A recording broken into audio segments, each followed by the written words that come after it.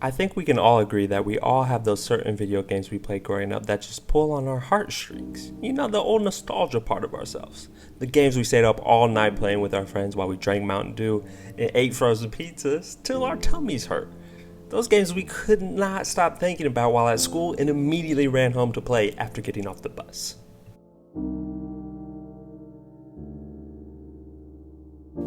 Now, that feeling we experienced as kids playing our favorite games is a feeling I think we have long chased whether we were conscious of it or not. We are like drug addicts chasing our first high.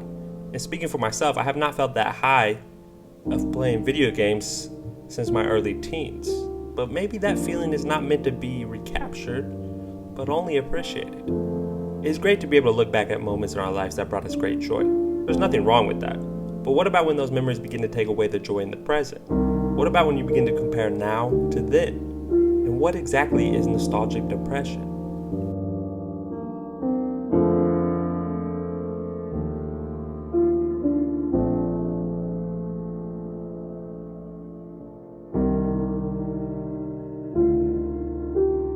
Well, let us start first with defining nostalgia.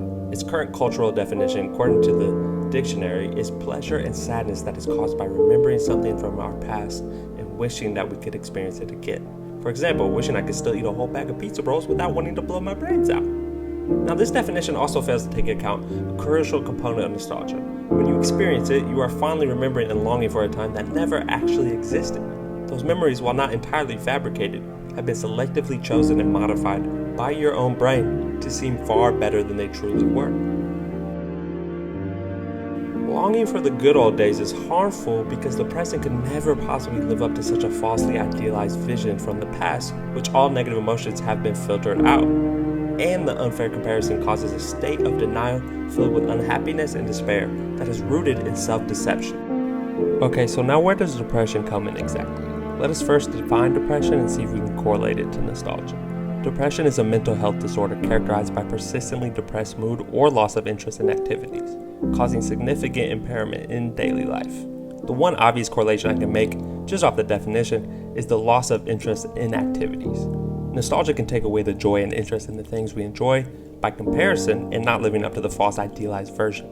Depression is similar because while doing an activity or thinking about doing one, our mind can be stuck with our past emotions and moments in our life, which in turn impairs our lives in the present.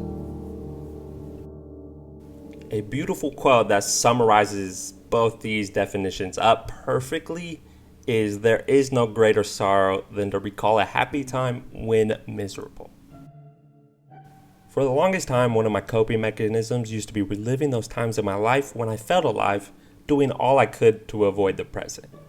But how long can someone do that before being paralyzed with fear of life? Not very long, let me tell you. Now, not everything with nostalgia is bad, obviously, so don't get discouraged when nostalgia occurs in your life. It is perfectly normal. Some of the positive mental effects resulting from nostalgia are the easing of existential distress and increased feelings of social connectedness, a stronger, more positive self-identity, and motivation or inspiration, just to name a few. And real quick, nostalgic emotions, or any other emotions for that matter, should not be suppressed or ignored. They should be monitored and treated with caution rather than glorified, just like the memories of which they are composed of.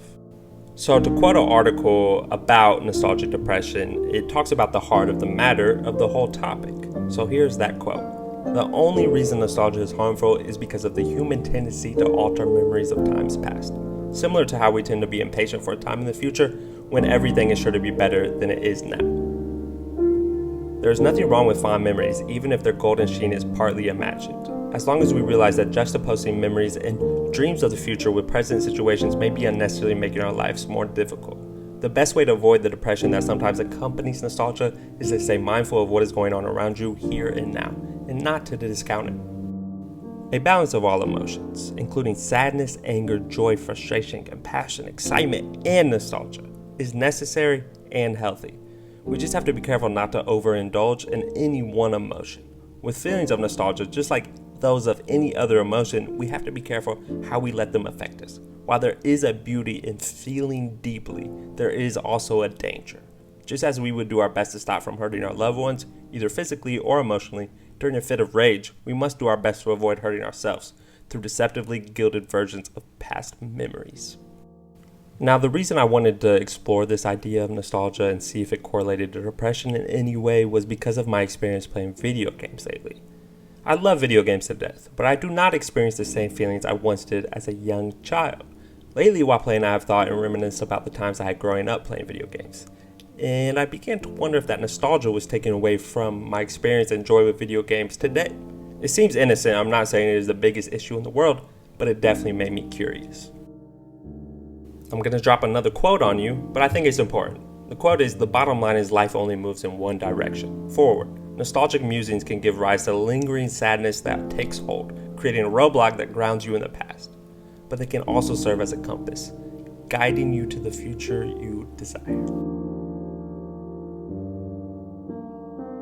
The more I experience life, the more I realize right now, this moment is the only thing that is real. It is easy to get stuck in the past or to worry about the future. It is difficult and takes courage to face the moment, to embrace the feelings of now, good or bad or in the middle. But it's the only way we grow, and I believe the only way we can truly find joy and some sort of purpose in our lives. And it can all start with enjoying a video game, even if for a moment, because for that moment, you were lost in it.